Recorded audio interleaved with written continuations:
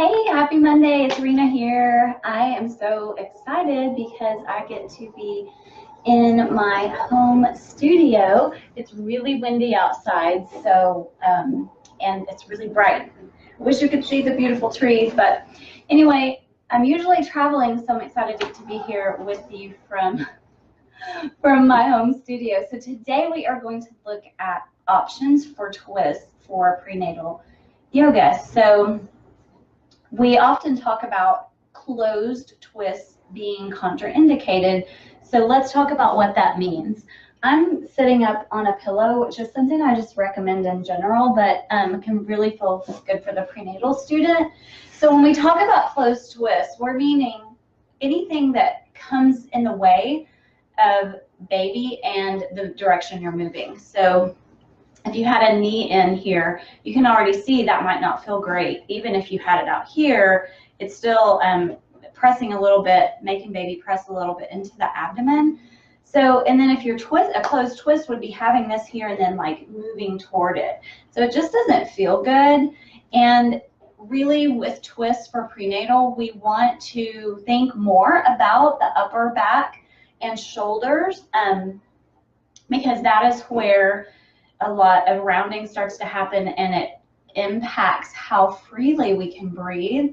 So what can we do instead of a closed twist?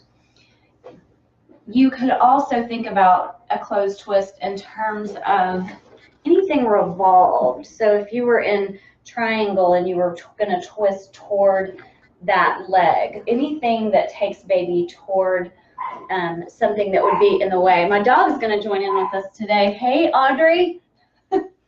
Okay, so that's a closed twist. So how do we fix that?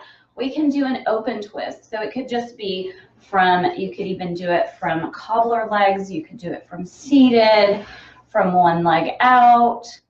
Lots of different ways you could do that here. And I'll show you a couple different options as well.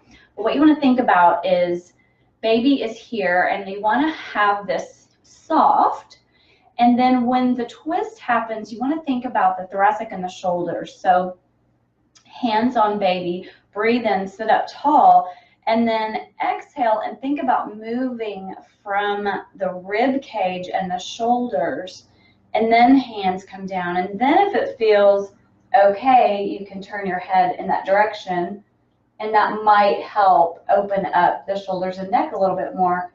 But for some people that doesn't feel good, so you could just keep it forward. And then breathing, inhaling back to center, and then just go the other way. So you want to encourage the movement. You could even have your students take their hands to the rib cage. So baby is basically staying here, and this is all staying nice and soft.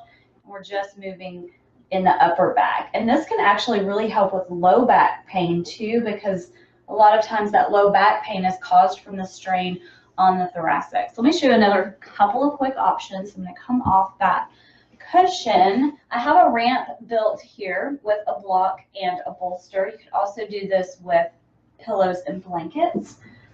And I'm just taking my tailbone all the way back to it. I'm going to lean back, knees are bent, my arms are A-frame at my sides, and my feet are wide enough to make room for baby.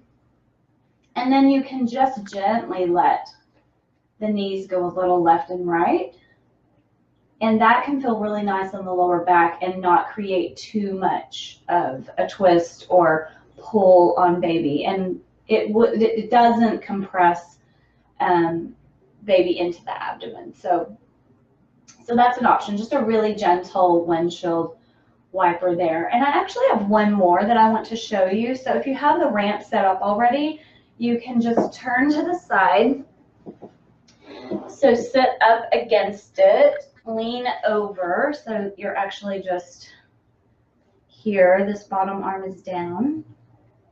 Take that top arm up and bring it forward, and then pull your hand back so it opens the chest a little. The upper back starts to open a bit, and then if you look toward that elbow, you get a nice opening in the thoracic and the upper back without causing any strain here. You could also bring the arm up and around, and even just doing that gets a little bit of opening in the chest, and then maybe you look with it. You could even do this with like a goalpost arm.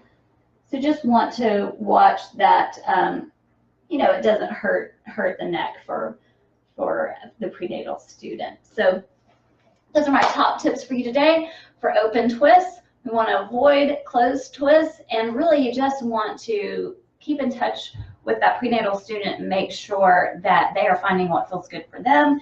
And that's about it for you guys. It's a holiday here in the US. It's Memorial Day. So I'm going to go spend some time with my daughter and my granddaughter and my mom. I hope you all have a wonderful day.